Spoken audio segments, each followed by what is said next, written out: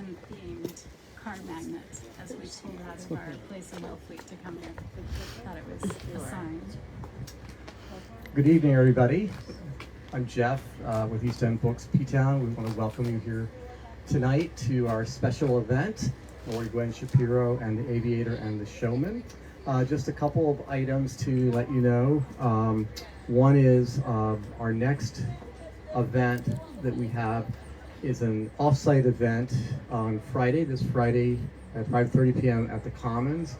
I and East End Books are sponsoring an event for the Boston-based Theater Offensive, and there'll be from 5:30 to 8:30. It's kind of, you can stay the whole time or come and go. There'll be short performances from actors from LA, New York, and a couple other places. There'll be food by bespoke soirees and light drinks and non-drinks and everything there. So you're welcome to come by to that special event, and then we'll be back here Sunday for Saturday, Sunday for events going throughout the summer again. The entire schedule is on our website. I wanted to mention, as I've been doing each night, I already mentioned one, which is Laurie is also going to be at our Boston store. The other person that'll be appearing in both stores on August 23rd, we have Sam Garza flying in from Porto, Portugal. He has a wonderful new book that we just got published and we got in the store on Cesar Romero, the original Joker, and it's a fascinating book. He already got a movie deal. Of course, he is a film producer as well. And so this looks at many things, including the fact that back in the day, the movie studios were hiding two things about Cesar Romero. One was that he was Hispanic, and the other was that he was gay. And both those things were, in their views, problematic, the studios back then. So literally whitewashing Cesar Romero. So it's a fascinating book. If you were here last year, his book last year was on Joan Crawford, which was so great, starring Joan Crawford. And what he does, and he's doing it again with this book because he's, does pretty well financially, is he's produced, if you go inside, when you go inside, you look at the book, you'll see the photo, the cover photo is Cesar Romero as the Joker, the original Joker. He's got that on mugs, t-shirts, and tote bags, and I think something like the first 30 or 40 people who buy a book will get that for free. So here on August 23rd and then August 27th at our new store in the Seaport, Pier 4 next to the ICA Museum, that'll be another opportunity to catch him if you're not in Provincetown. Okay, so let's see, other things. We will have signed copies after this event of Laurie's book. We're gonna wear her hand out to sign everything that's not bought tonight so that we've got them. And then keep in mind, like I said, if since we thankfully been getting people ordering on our website for store pickup for either this store or the Boston store, if you want a signed copy of this book, you can wait till next month. If you're in Boston, we'll get it to you. But if you just want the book now so you can read it beforehand, you can certainly do that and say store pickup. And then just the final thing is we're just letting people know, if you don't already know, about Cannery Wharf Park is finally open, a beautiful park the town has built. You can hear now the hand dryer from the fancy European bathroom, but it's one of only 3 public bathrooms on the East End, the library and Pam Art Museum being the other. So I know that's important when you're traveling. Where are the public restrooms? But I wanted to point out a feature that the town spent extra money on, which I think was very forward-thinking, which is when you approach off of Commercial Street, the park, you'll notice that what would be gravel is actually a finished smooth surface.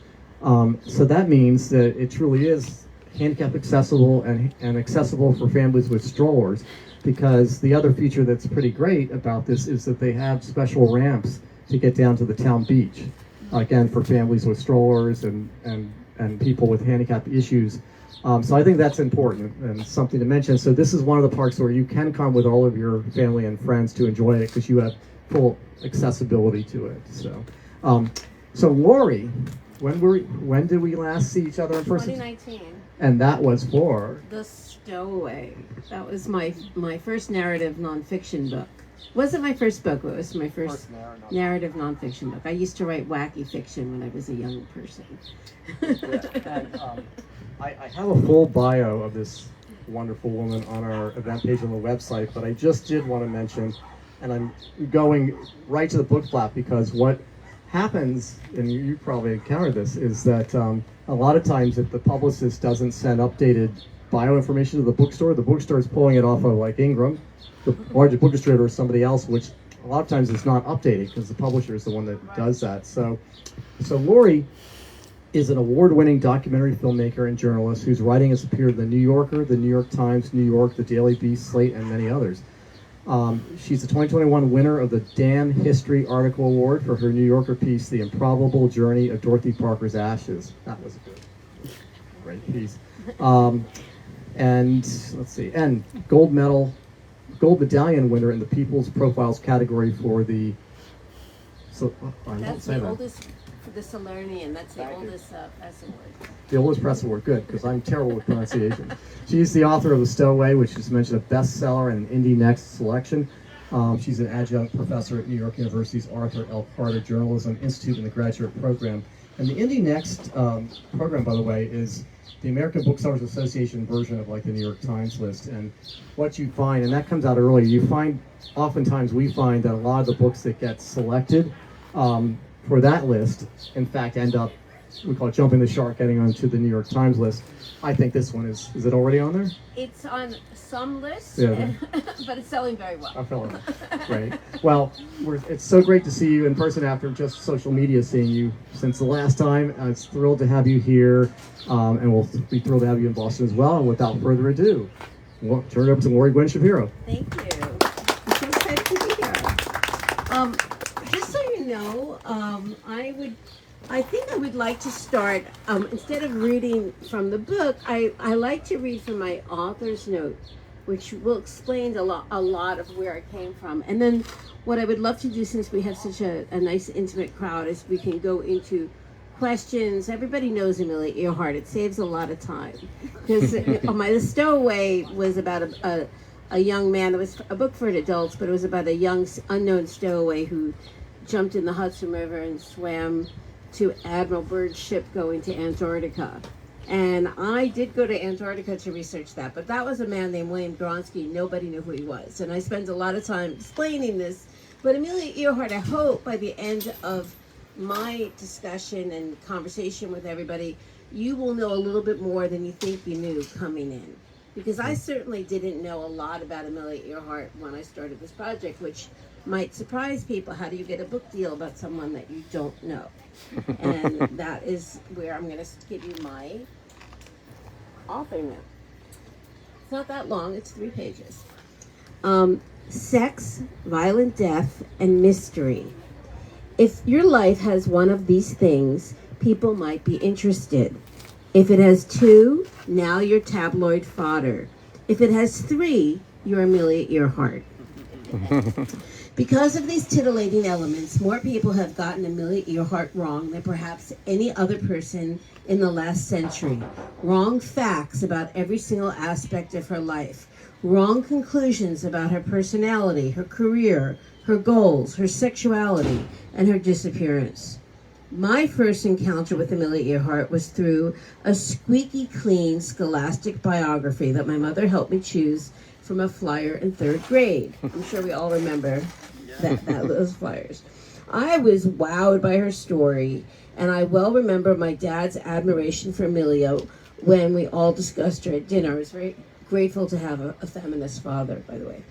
Decades later, Amelia Earhart floated back into my world when I was researching my last book, which is about a kid who stowed away on Richard Byrd's storied 1928 expedition to Antarctica. Byrd's publisher, George Palmer Putnam, had organized a national competition for a Boy Scout to join Byrd's crew and then write his own Putnam book for young boys. Does everyone know Putnam books? It still exists. Mm-hmm. I was aghast. What kind of person sends an untrained boy on a life-threatening expedition to the bottom of the globe? Because I had actually gone to the spot where the Stowaway and the Boy Scout went. Well, the kind of person who would marry the heiress of the Crayola Empire and then hire Amelia Earhart to write a book and then have an affair with Amelia Earhart. Those juicy details were somehow absent from my childhood scholastic book. So here was Amelia, buzzing over the Hudson River to help promote Commander Byrd's departure. He became admiral in Antarctica. he had with the Boy Scout and the Stowaway aboard. It's been said that the story you should write is the one that sticks in your head. I realized I knew very little about Amelia Earhart. Was she the wholesome role model depicted in biographies for children? Or did she have a tarnished political background and a secret, messy family legacy like Charles Lindbergh? Was she a great flyer or merely brave? What was her inner life like? And what was her later marriage with George Palmer Putnam, her manager, publisher, and business partner, like? I wanted a fleshed out narrative, an Amelia Earhart book for adults. Everyone I asked, from cousins to cabbies, had a strong take on Amelia Earhart. And the more I dug in, the more I realized that she had been a lightning rod for almost a century of projections and agendas. Chauvinists who wanted to belittle her abilities, those who wanted to skewer her sexuality and ambition to align with non-existent reality, well-meaning historians who bought into all sorts of whitewashed narratives supplied by family, estate overseers, museums, etc., historian frauds who used Amelia's disappearance as a point of departure for their own smart-sounding yet evidence-free theories, and outright crackpots whose speculations about her fate belong in science fiction, yet grab headlines even today. And if anyone has seen the recent headline about Amelia's plane being found, it's Michigas. I find truth much more interesting than non-truth. That's something rare, but I know everyone here in this room believes in. In striving to illuminate who Amelia Earhart really was, I found myself not only a researcher, but also something of an avenger. It was astonishing how much time and effort I spent just debunking Earhart lore that had been repeated for generations, not to mention coming up against influential people who had a stake in hiding crucial facts. What stands out is that Amelia Earhart, the real woman, not the one of fantasy, was ambitious, courageous, intelligent, curious, sexual, overconfident, lazy, kind-hearted, shrewd, and flawed. One quality doesn't negate another. You can be all sorts of things simultaneously, which drives lightweight and unscrupulous chroniclers batty. It's hard to write a simple narrative when your subject contains multitudes. Another Jazz Age great, F. Scott Fitzgerald, famously observed that the test of a first-rate intelligence is the ability to hold two opposed ideas in the mind at the same time and still retain the ability to function. But how fascinating and inspiring the truth is as opposed to nonsense. So, I approach my work as a trained journalist with one overriding focus: to uncover and report the truth without any personal agenda.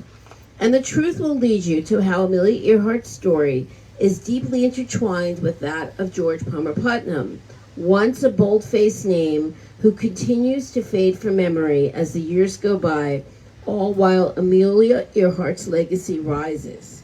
This is a story of ambition and marriage.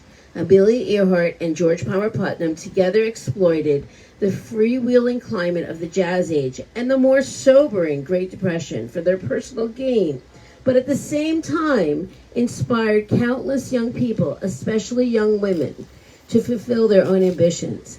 My narrative delves into the relationship between Amelia, a boundary pushy woman, and George, a talented mythmaker eager to mold her legacy. Their partnership crafted the polished, iconic image of Amelia Earhart that still emboldens everyone from young children reading their first Amelia Earhart biography to women astronauts moved by Amelia's spirit since youth and now embarking on groundbreaking space expeditions. So that's sort of giving you a little bit of an intro to how little I knew going into this project. But I did have a background on the exact era that the story starts in 1928, because my last book really was focused on a New York kid who, as I said, jumps in the Hudson River and tries to hide in a boat that was going to Antarctica. There is a moment in the Stowaway where Amelia Earhart is circling over the Stowaway. This takes place in August 1928. And just to give you a timeline, Amelia Earhart first got famous, not very much, not far from here. She was in Boston Harbor. 1928, June of 28 is when first people around the world heard the name Amelia Earhart. And I would give you a little bit of this background because it's going to help you understand how, I just came from the Amelia Earhart Festival in Kansas where there's 50,000 Amelia Earhart fans. I was the headline with a country band. It was very strange. And I say this, and if anyone's from Kansas listening, I hope you're smiling.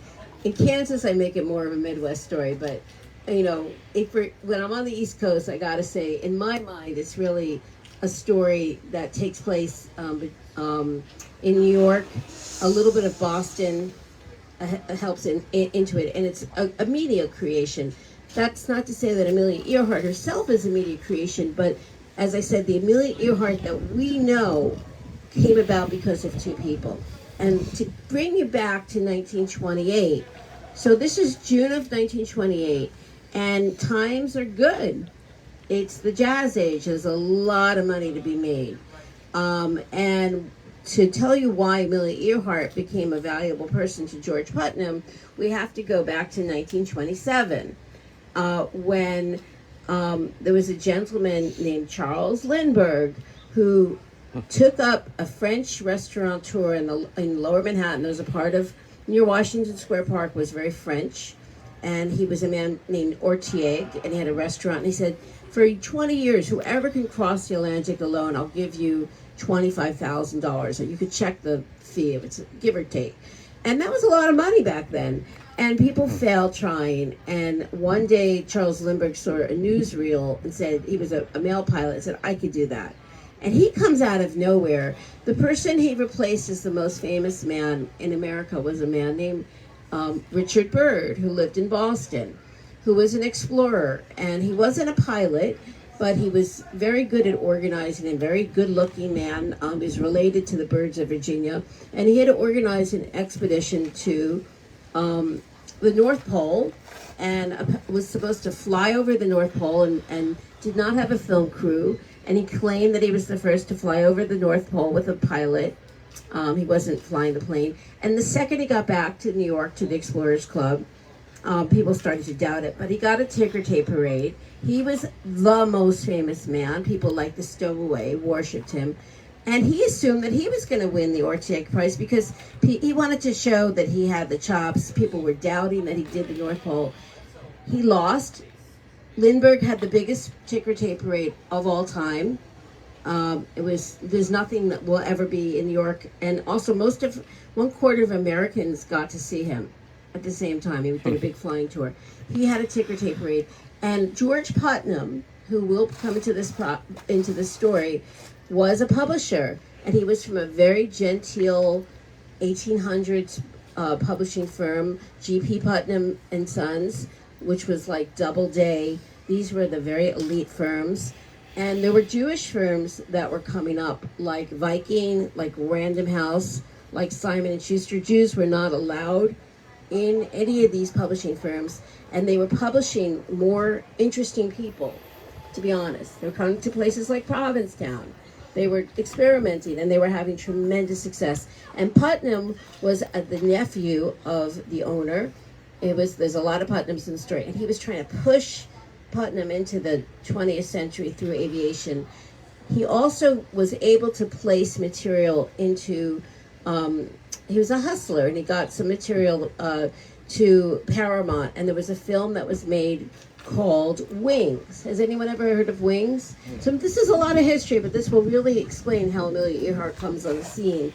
Wings was the first Academy Award. It was a silent movie that was about World War I aviation. It starred Clara Bow. It was a box office hit of all hits. And when Lindbergh went across out of nowhere, Putnam used his contacts at the New York Times to get a telex to Lindbergh in Paris saying, hey, we'll give you a book deal too. So Putnam very quickly was the person who got Wings off the ground and then he got Lindbergh. He was the envy of everyone in publishing. But as anyone knows, people will only care about, they'll buy a book about the first man across, but they're not going to buy a book about the second man across the Atlantic. It's a great feat, but who cares, basically. So what is left? What is left is a woman going across the Atlantic. And now, it's very fascinating because in my book, there's a lot of women that you've never heard of that tried to go across the Atlantic before Amelia Earhart. Many of them were middle-aged women who had been enlightened by the 1920 when we got the right to vote and wanted to have an impact. They weren't just flappers. Some women were great pilots that wanted to go across. Some were passengers that were wealthy. But whoever made it across was going to get glory, whether you were a passenger or a pilot. And 7 people failed. 7, not 1, not 2. 5 of them died. One of them was a young woman, very beautiful, named Ruth Elder.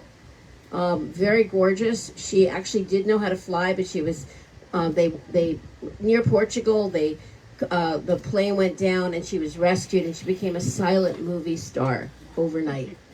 And then people started a craze for Ruth Elder ribbons.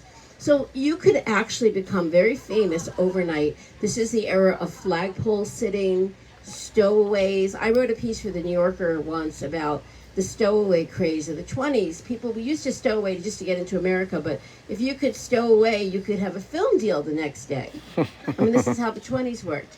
And so there was a woman named Amy Phipps Guest. Has anyone ever heard of Amy Phipps Guest? Has anyone heard of the Phipps name? The Steele. So she was one of the wealthiest women in America, and she was a feminist, and she wanted to fly across and be the first woman across. And she was basically steal money. And she was putting together this whole concoction of how she's going to get across. She's going to be a passenger. And her kids freaked out, absolutely freaked out. And they basically said, no, you're not doing it. They had an intervention. You got to find a replacement. So Byrd had sold Phipps, Admiral Byrd, who lived in Boston, Commander Byrd, had sold Phipps, rented his plane from the North Pole. He got a better plane to go to the South Pole, because that was what he did when Lindbergh made it. He was like, okay, I got to do something else. So he's going to be the first to fly over the South Pole with a film crew this time, so that nobody doubts him, which happened. That's my last book. So basically what happens is that Byrd kind of whispers to Putnam, who is his publisher, hey, there's this wealthy man and she wants to sponsor a woman across the Atlantic. It has to be an all-American woman. She wants to do for England, she's married to an ambassador in England, what Lindbergh did with Paris and the French relations. And there's basically what you can say is the first reality show. So Amelia Earhart, where is she at this point? She is a social worker in Boston. She was born in Kansas.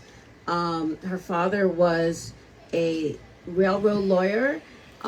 She grew up in some wealth because she grew up in her grandparents' house, but who had wealth in Atchison, Kansas, where I've just come from.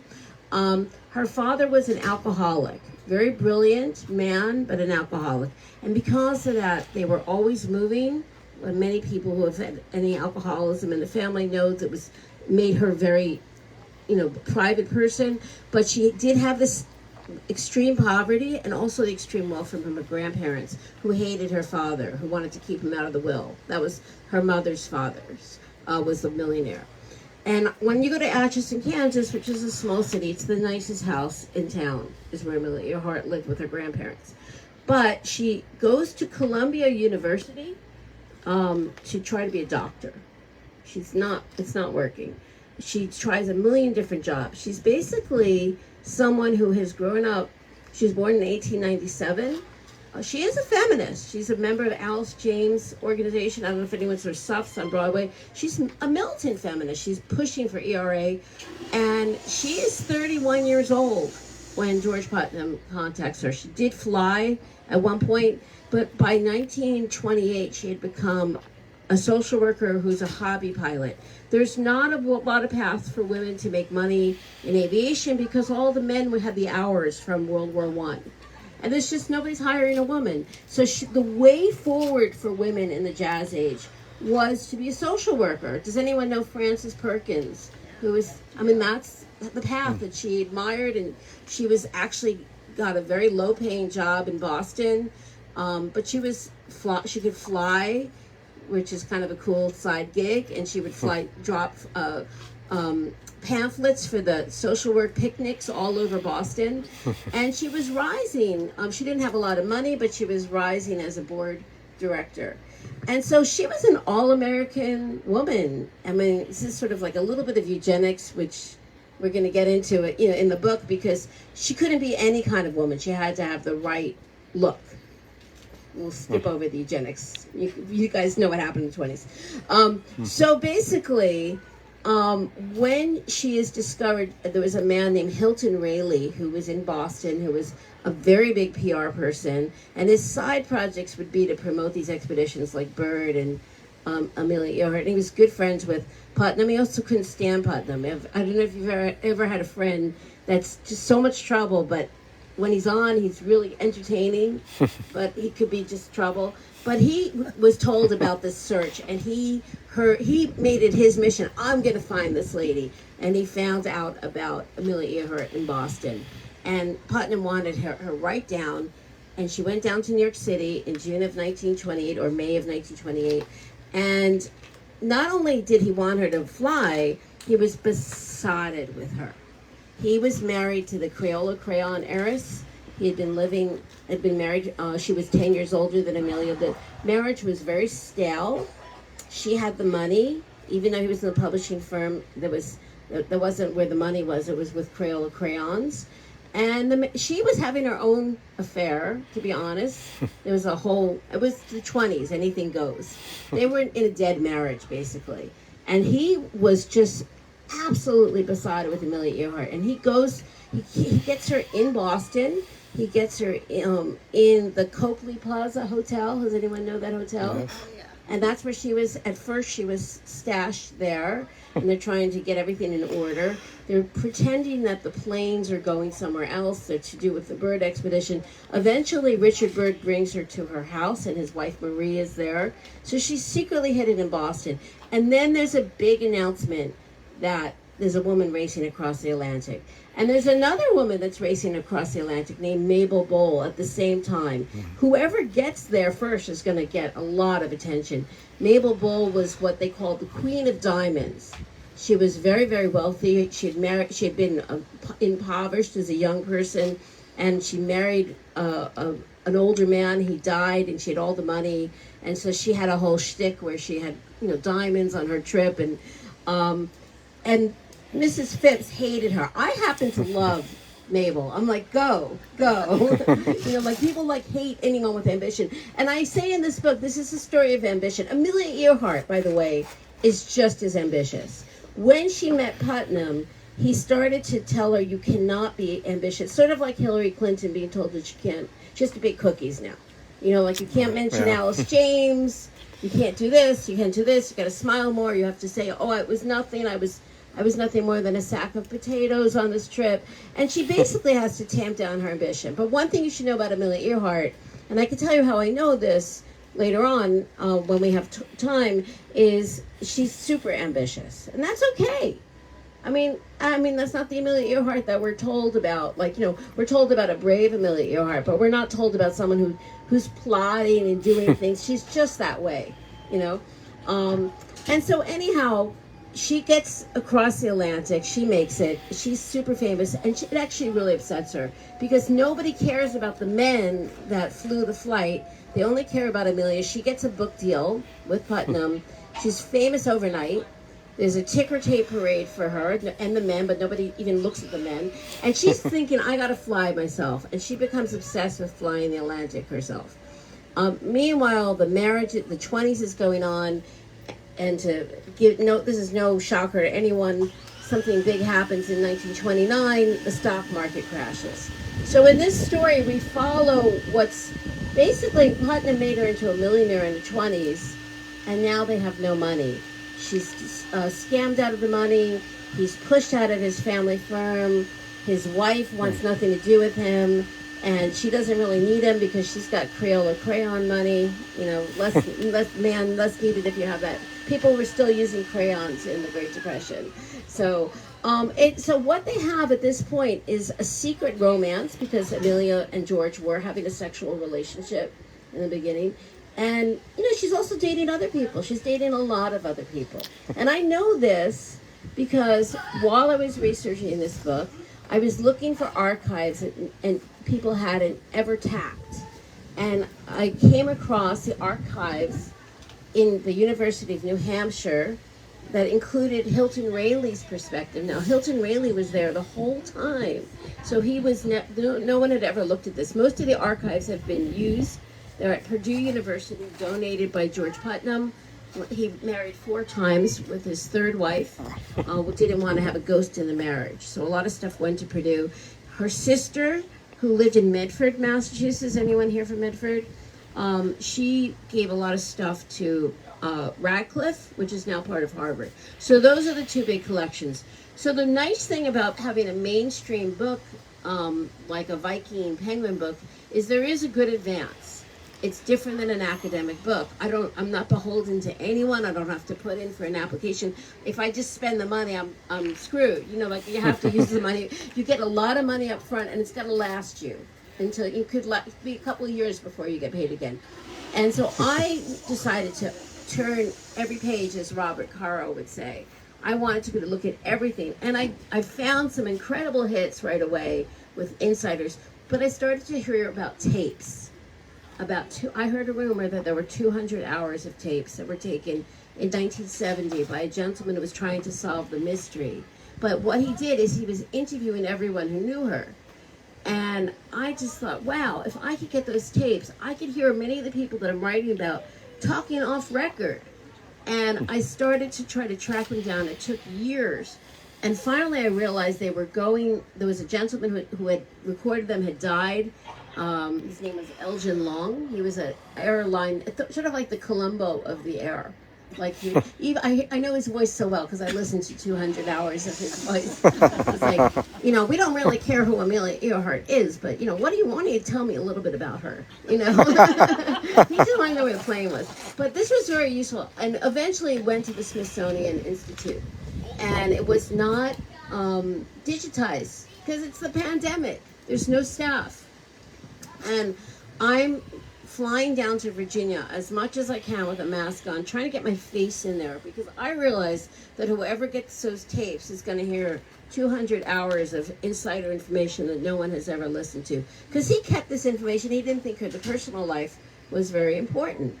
So eventually, I sold my book in November 2019. I finally got access to the tape six weeks before my book is due, and I get 200 hours of tapes. And I sat down and cried. And I finally just asked my publisher, can I have another 6 months? Because I had to listen to everything. The great thing about getting this at the very end was that you might listen to the tapes and not know who anyone is, but I knew who everyone was. I went in with a charlatan syndrome of like, who am I to tell Amelia Earhart's story? By the end of it, I know so much about Amelia Earhart. You know, I could go I could be on like, you know, like Joyce Dr. Brothers. You know, like I do, like I'll take Amelia Earhart. So who's on these tapes? Well, George Putnam had died in 1950, so Amelia's not on the tapes. These are done in 1970, but all 3 of George Putnam's wives that are on the tape. I don't know if anyone knows that Amelia Earhart was a stepmother. When she married George Putnam eventually in 1931, there were 2 young sons. So they're talking about a stepmother. There were Amelia Earhart's lovers that are on these tapes. There's Amelia. I mean, it's just like everyone. People in New Guinea, her best friends who are famous flyers, like Louise Thaden, who you might not know, but she was one of the great flyers. Eleanor Smith. These are the great women flyers that did not have a George Putnam, who was a promoter in their life. And they're all just talking freely because they think no one's ever going to hear this tape. And I'm literally hearing it, 1970. So I'm hearing it 55 years later. And I could now put together a very good story, which was very sourced. And it's a little bit different than the Amelia Earhart story that we know. And Amelia Earhart emerges to me as a real person at this point. Someone who I mentioned in my intro can lie, can fake her license, but can also be very brave, can also really be an incredible woman, a feminist. One of the things that really distinguishes Amelia Earhart from some of the other pilots who were amazing women pilots was they were often going for their record. I don't know if anyone heard of Jackie Cochran. She famously blocked women from being astronauts. And she was the second president of the 99s, which is a group of women pilots. Amelia Earhart was the first president. What Amelia Earhart's MO was, I realized, was to lift women up in any possible way that she could, even by showing that she could fail. Other women were much safer and even better flyers. Her other MO was her love of aviation, which has nothing to do with gender. She becomes an ambassador during the Great Depression for the whole aviation industry is going down the tubes. It was the hot product in 1928, 1929. We're doing Pan Am is launched. Everything is launched. TAT. And Amelia Earhart's going to basically save the aviation industry. One of the ways she does this is by encouraging women to take airplane rides in this area, the Boston Main Line. And she would get 20 women to go up, and she would give them a flight over Massachusetts and Maine, and they would land, and they would tell their husband that, okay, you should go on a plane. And by doing this, by being very kind and encouraging, she basically became the ambassador of the air. And a lot of people, before I open it up to questions, have asked me, what do I think Amelia Earhart would have done if she had actually finished the flight, which, if you might have seen it, my book was excerpted in the New Yorker. It was a pretty controversial excerpt because I went straight for the the most controversial part. She wasn't prepared for that flight. And she often wasn't prepared for what she was flying. You know, as I prove, she was promoted as being the fourth woman in the United States with a transport license, which is one of the highest, that was the accolade. She had no license. That didn't come for a year later. But that's okay. We can have imperfection in our heroes. Because she did do a lot of amazing things. She was super brave. She did inspire women. She did help other women. And she did help the aviation industry. And we don't have to make someone into perfection. And I don't think that any of us, including myself, of course, any of us would be scrutinized and say, oh, that person was always not lying, not ambitious, not doing anything to get ahead. Then you have George Putnam. He's a completely different person. I will say on 200 hours of tapes, I never really heard anyone say anything bad about Amelia Earhart. Even her enemies loved her, if that makes any sense. I can say I didn't hear anyone say anything nice about George Putnam. Even his friends despised him. His mother. It was just like, his mother was going on about how he was like it was just like the worst. And, those are the people that love him. So what is so interesting to me is that you do not get women on the moon, and we're going back to the moon with women, and I interviewed these women astronauts. Their hero is Amelia Earhart. Mm-hmm. They wouldn't be doing that if she just led her life and gone into social work. You sometimes need a nightmare person on the scene to push someone further. And George Putnam is one of the reasons we have to thank for the millions of people who've been inspired by Amelia Earhart. And he did horrible things like quash other women that were flyers, trying to squash a teenager named Eleanor Smith, whose daughter is still alive and lives in Manhattan. You would be surprised who's still alive. I did interview her niece, who was alive up until last year. She just died in her 90s. And she said that Muriel would make things up. Muriel was her sister. Not in the way that George Putnam did, but she would smooth it out. She didn't want any bad, anything unseemly. So you do not want to work with the estate when you're doing a biography. That's like, I'm a journalist. The estate is going to change it. They're going to make everything better, sweeter. Oh, Putnam wasn't Machiavellian. He was a man who faked his own kidnapping. who pretended that Putnam Books was going to be bombed by fascists. This is the reason he didn't get the job with his uncle. So, I mean, this is to me, that makes a much more interesting story than the whitewashed narrative that we've been fed. And if anyone's worried that I'm destroying Amelia Earhart, quite no. She's still a terrific person. I don't know that George Putnam would be someone I want to hang out with, but we have to thank George Putnam for really pushing Amelia Earhart at the same time, because a heck of a lot of women have done things because of Amelia Earhart, the icon. And I would like to open it up to questions. How are we with time, Jeff? Oh, we're good. We're good. Yeah. Any questions that anyone has? Yes, Heather. Okay, so you just explained how both parties are flawed, and Right. how you admire both parties for being flawed. So what's the line? Well, I don't admire George Putnam. Right. Let me make that clear. Right. But But you history admire isn't. that he pushed her. No, I would say that history is not clean. I mean, there's many innovations that we have in the world. I mean, we can even go to our presidents that own slaves, right? History is not clean. And when we clean up history in that way, we're doing a disservice to truth. And I just believe, I'm a journalist. I believe in truth. I'm not writing, as I said, I don't, when I sometimes am asked, people know I'm writing about Amelia Earhart, I'm often asked into a second grade, third grade classroom. I'm not telling them the same stuff. I'm dumb, but I'm not stupid, I mean, everyone's admiring, and I'll answer questions about it. Amelia was the first woman to be in the 99s, But here's another thing. The 99s is one. The 99s just gave me a great review. I was so scared because this is their hero, the first president. They just said this is the for the first time the true biography, because they're also concerned about the other women that got written out of the narrative. I am going to be speaking in front of a national group of 99s later this year. Here's something that I'm hesitant to say. Is even in the 99s, it's the 99 first women pilots in America. Well, guess what? It's the 99 white first women pilots in America.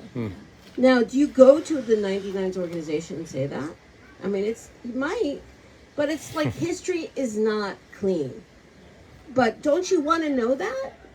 I want to know that. That's what I'm trying to say. George Putnam, some of the women that he bullied a 16-year-old girl. I'm a mother of a 23-year-old. I can't even imagine. Has anyone ever heard of Eleanor Smith? She was the greatest woman pilot of the 1930s. Amelia was 31, she was 16. She's eventually voted as the best woman pilot by her peers. She's on the Wheaties box. In my book, there's a picture of her on the Wheaties box. She was the one who was the witness to how poorly Amelia could fly. She worshipped Amelia. She loved Amelia as a person, but was saying, how can she have a transport license when she can't fly this plane? This is terrifying. And I have talked to other biographers, and even the Smithsonian has come around, that she's a liar. How could Amelia have been a bad flyer when she had the transport license? And when you show that the transport license was faked, you start to believe someone like Eleanor Smith being bullied. And I would say that George Putnam was not so much like Harvey Weinstein. He's not that guy. But does anyone know who's like Scott Rudin? The film producer. He's a screamer, a bully. He takes vengeance. He's very Machiavellian. I don't love him, but I have to say that Amelia knew. When people say that he took advantage of Amelia, no. Amelia knew exactly who she was marrying. And some of the records, the archives that I found, are her asking the aviation reporters, even Eleanor Smith, whether or not she should marry him. And they're saying, well, at this point she had gotten a taste of money. She was a millionaire by the end of June 1928 when she's flying over the ship with the Stowaway. So from June to August, she had made $1 million by having, George was her manager. He took 10% of her, even when they were married. That was her choice, by the way. But she wanted to keep flying. One of her motivating factors, again, is feminism and aviation. And she wanted to push, some people are very safe, and some people take tremendous risks. And she was a risk taker. And other women pilots were, one of the things that I found most disturbing about Amelia Earhart is that, there was a crash going the other way in 1937. The last flight is when she's basically going around the equator with a gentleman named Fred Noonan, who was her navigator. And he was a tremendous navigator. Has anyone heard of Fred Noonan? And he did celestial navigation, and he was Pan Am's navigator doing the same route. He was the best navigator in town, but he was hired cheaply for this trip by George Putnam, the manager, because he was an alcoholic who had been fired from Pan Am. And on these tapes that I found are people at various spots around this trip saying that he might have been sober when he left, but he was drinking heavily all through this trip. Oh, jeez. And that's pretty shocking. But Yeah. one of the things that's shocking is that he's hired in the first place. And if you think about that 1928 flight when Amelia's going across as a passenger, the man flying the plane was named William Stultz. He dies eventually from drinking and flying a year later, but he was drunk when he took off from Boston. And Putnam knew that. And Amelia knew it was young and took that risks. So it was so great I know you had said you had to go. So basically what I'm trying to show with this book is that these are risk takers. The trip across the Atlantic in 1932, where Amelia became the most famous woman in the world, because she did go across the Atlantic. Now, she didn't do it as well as Lindbergh. Lindbergh wanted to go to Paris and landed, boom, in Paris. She landed in Ireland in a cow field. There were all sorts of mechanical issues. But her best friends say on these tapes, her the best pilots. We loved Amelia. She was a good pilot, but she wasn't a great pilot. But she was the best person. She would have won Miss Congeniality at the, but they loved her. But she had fame, and she used her platform for others. And a lot of people don't do that. If somebody was broke and they were a pilot, she would get them hired, riding as a ghostwriter with Putnam, or she would basically try to get them on a government recommend a woman, that was in her organization. She was someone who shared her contacts. But Putnam wanted to make sure she was always promoted as the queen of aviation, that she was the best pilot in America. And she just wasn't. And she was always flying above her level. That last trip was also because of the Great Depression. There was no money. They were what you might call house rich, cash poor. There was no money. They were dead broke. And so the Great Depression is a big character in this. The last trip was a partnership between them there was a lot of things lined up. There was NBC on radio. There was Quaker Oats was going to hire her as their children's ambassador. There was a multi-million-dollar film deal that was going to be financed by a Jewish man in New York named Bernard Baruch, who is one of the wealthiest men in America. A lot was riding on that trip. And they should not have gone that direction. They should have not gone to Howland Island. It's like a island the size of Central Park in the middle of the Pacific Ocean. So there was a lot of risk taken. She was very sick by the time she was in New Guinea. She does not know Morse code. And one thing you need to know about Fred Noonan is that he doesn't know Morse code. And the gentleman that had been the navigator on the first attempt was a man named Harry Manning, and he did know Morse code. And even as late as New Guinea, they're trying to convince someone on the ground in the city Lae, L-A-E, which is basically an Australian aviation town in New Guinea where they're gold mining. And there's a guy named Harry Balfour who's their radio operator. And Amelia is trying to keep Fred from drinking. She takes him on a trip of an indigenous community. And this is on the tapes. The people that were there are talking about this, including the hotel owner who was like 900 years old on the tape. Ma. Her name was Ma. Everyone in New Guinea knew her. And she was just saying, Amelia took the truck and took him the day before and took him to go look at this indigenous community, and she's sending messages by telex to New York so they could write it up. but she's basically keeping an eye on him. So I do not believe that Fred Noonan was drunk when he got on that plane, but they're not getting along. She had dysentery. All of this can be accessed through archives. This is the thing that nonfiction historians do. You're basically like a detective. And I've been doing it for 5 years. But again, the greatest gift was getting those tapes at the end, because I was listening to people. One of the other things that I discovered that was to show you about Amelia's ambition, that when she was 20 years old, people talk about this engagement she had with a man named Sam Chapman, but she desperately wanted to marry a gentleman from California who had made a fortune on bicycle craze of the 1890s and had giant billboards for aviation all over California. And he loved aviation. And Amelia loved aviation. And that was one of her passions. And he wanted to spend money on her and let her fly. And her parents did not want her to marry him. And here's the thing that was really interesting. She's Amelia Earhart, but she's still born in 1897 to a Victorian era. And she has to go to her parents for permission to marry this man, and they say no. And they want her to marry a man her own age who's named Sam Chapman, who's from Marblehead. And she was engaged in a very long engagement to him up until the time she meets Putnam, when he makes it his project to have her as his mistress. So there's all sorts of juicy stuff, which is also in this book, which is interesting to me. Like, do I write it out? That's the kind of stuff that a lot of aviation sisters don't want that out there. I heard this on tape. Who's my source on the affair with the older man? The source is her sister, whispering. And I will say that my husband has a recording studio, and once I got the tapes, things would be whispered. I would have him take the hiss out and then bring the audio up, and all of a sudden I could hear the whole thing.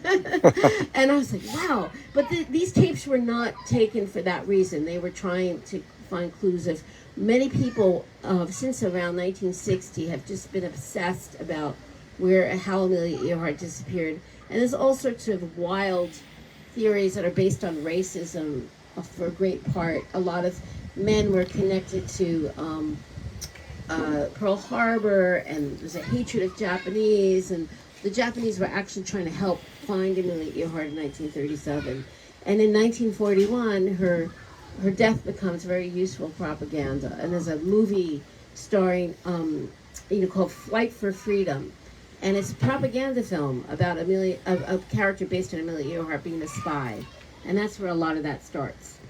So is there another question I would love to answer? I hope this isn't overwhelming, but I mean, I really like Amelia Earhart. I don't know if that's coming across, because she's just she's much more of a go-getter than I thought. Like, I always thought it was like George was like pay for the bills, but she's actually angling to do some of the things that she needs to do. But what I like about her is how kind she is.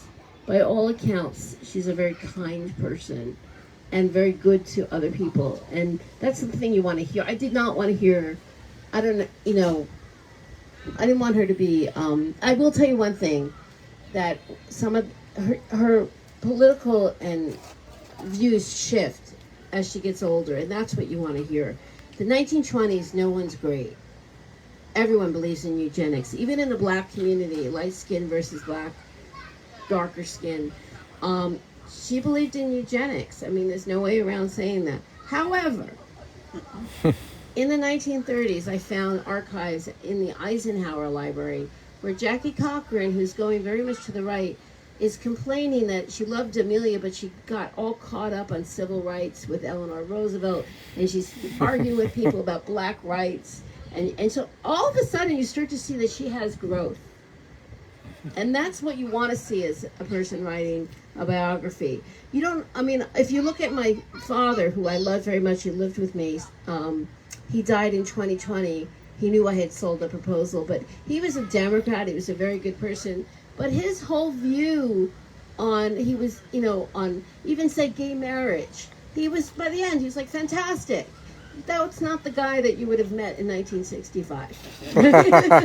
So it's like, you want to see that a person is able to grow with the times. And Amelia Earhart, I have audio archives that say she really grew with the times. And one last thing I will say is there was one archive I found at University of Iowa by a man named Stuart Stern, who was one of the great American screenwriters. He wrote a little movie called Rebel Without a Cause. Wow. He was a gay screenwriter who had won the Oscar, who was very infatuated with Amelia Earhart's story. And he doesn't have any descendants. That's why his archives are just coming to light now. No one knew what was in there, but I figured out that he wanted to make a movie about Amelia Earhart. Maybe I could get to the archives first. And sure enough, there was files and files on Amelia Earhart. He'd interviewed a lot of people. This is one of the great story writers of our time. And he decided that the story of Amelia Earhart, and this is after I'd written my book, this is one of the last things I found besides the tapes. The story of Amelia Earhart is that her husband was horrific. And that's a great story. But he was working with a woman named Peg Putnam, who was his fourth wife. Muriel was his good friend. She was alive. She didn't want to have anything unseemly. You remember that? And he basically said, I can't make the movie. I can't make the story, the real story. And it's my story. That made me feel really good that one of the great screenwriters came to the same story that I had. But I'm telling the story because these people are not alive anymore. And we're okay with that, you know? And not everyone is okay. I mean, not everyone in the Putnam family is thrilled. I'm going to be honest, you know? But you know what? This is the truth. Truth is going to out. If you treat people well, history will remember you for that. Yes. So I hope this question doesn't miss the point of the story, but Sure. Have you been able to discover any true findings about her disappearance? Yes. I have. Would you like to hear something? Well, I mean, I would say that anyone who's very tuned into the Earhart world, I mean, really tuned in, not promoting an expedition, knows that she ran out of gas. There's recordings. The Coast Guard people that were talking to her are in these tapes. Right? And she's very distraught. And the island is in the middle of nowhere. She had no gas. Right? She had no gas. So the idea that she flew to another island is cockamamie. And there are people who have exploited our desire to find Amelia Earhart to fund not-for-profit organizations and take a salary, and they'll find a bottle of something and makeup, and oops, it's not hers, but I took your money, you know. Or there's other people that have a belief that they're the ones to find Amelia Earhart. They had a vision, and I've met a lot of these people. There is an organization, and I don't work for them, that I think is looking for Amelia Earhart, that doesn't put out press releases that they found anything. They've been doing it for 30 years. They helped find the Titanic. I know all these guys.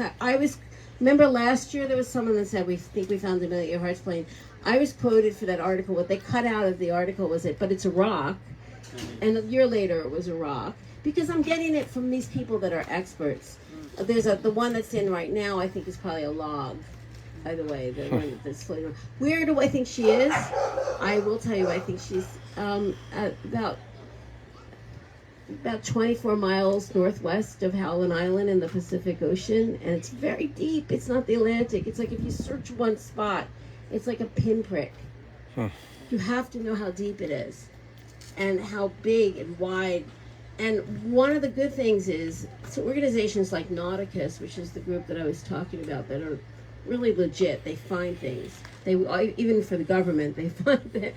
But where she's not is very valuable information. So, they've been slowly eliminating sections of where they've already looked, right? So, do I think that Amelia Earhart's plane will be found? Yes, I do. And I think it's going to be at the bottom of the ocean. She had no gas. It didn't explode in a fire, right? What was really interesting to me is I had to know this stuff to write this book, even though the book is really, to me, the mystery of how she lived and not how she died. But you don't want anyone, not you, but other people, saying, she made this up or she made that, and she disappeared on an island. I mean, I'm listening literally to the guy who's talking to her when she's dying for an hour and a half tape about the last word said. No one's ever listened to this before, other than the man who had Elgin Long, who taken the tapes. And I call him, even though he didn't care about who Amelia Earhart was so much as where the plane was. He was the original voice of reason in the Earhart world. Not for a second did he believe anything happened to her except that she ran out of gas. And he was an airline, I remember he's the Columbo of the air. He's an airline detective. So. Well, anyone else? It's fantastic. Oh, you do? Sure, you had one last question. I can understand the Putnam family wouldn't necessarily be thrilled with this portrait of yours. But have you gotten pushback, like from the 99s or from people at Air and Space Museum? Or, No, as a matter of fact, I was just got reviewed by the 99s yesterday. 2 days ago, they gave one of the most incredible reviews. I mean, that you're saying that she was unprepared, unqualified. But you have to remember there were other women that were aviators that were prepared. Yeah, no, but I mean the idea of this icon. But also I think what the response of the 99s is that she was pushing women in aviation. She was taking risks. A lot of people don't ask about the astronauts. The early astronauts, there was a 50-50 chance that they would make it. Amelia came from that. There's two different types of pilots. First of all, to be flying at that time, you had to be somewhat fatalistic. You knew that it could die. But we don't think about the astronauts that took the risk to push. And Amelia came from that school of aviation, that women should be allowed to take the same risks that men are. Other women who were pilots did learn Morse code, to take safety training. That's my point. I mean, if aviation was her love, what accounts for the fact that she was not an ace pilot? What accounts for the fact is that it was the Great Depression, and the way that she was making money was through speaking engagements. And she was on the road over 320 days a year, not getting flight time, not getting training, making money that was paying their bills, and including a staff, maids. Yeah, no, I know. It's just that a pilot today would never in a million years get the money with this kind of preparation. Well, the other thing is also you have to know that from 1928, the kind of plane that she was flying, a biplane, and to the 1937 when it's the Electra, which is provided in great part by Purdue University, is a very different plane and radio had increased. You have to be on top of your skills. I mean, I teach journalism, and God help me, I mean, I have to figure out Slack, and I got to do this, and I'm like, this isn't part of writing, but you can't work as journalists unless you stay current. And if you're on the road giving speeches, you're not in the air. Well, I think you answered the question. Yeah, but I think what was really interesting is what the women like about it is that she's allowed to be herself in the book. We don't have to. I mean, the Amelia Earhart that we've been taught is perfect, is modest, is not ambitious. She's just brave. She's allowed to have sex, to have multiple lovers. She had an open marriage. That's part of who she was. That she didn't want to be, right? She's allowed to curse, to gamble. I mean, isn't that great? Yeah. Don't you want to hang out with her more? Yes. Well, I think that was fantastic, and we can still sit out here and chat, and I'll go in and get books ready for people that want books. And I want to thank you very much for coming, I'm Laurie. so thrilled, Thank you. and I can't wait to go to Boston and be at Jeff's other bookstore with Tom Parada, who's one of my literary heroes. I agree. That's going to be outstanding as well, and I'm sure we're going to get completely different questions and conversations with him. So that will also be live streamed, and that recording will also be on our YouTube channel in case you want to see any nuances or anything that Tom's able to pull out of Laurie in terms of that we didn't hear tonight. But thanks again for coming, everybody.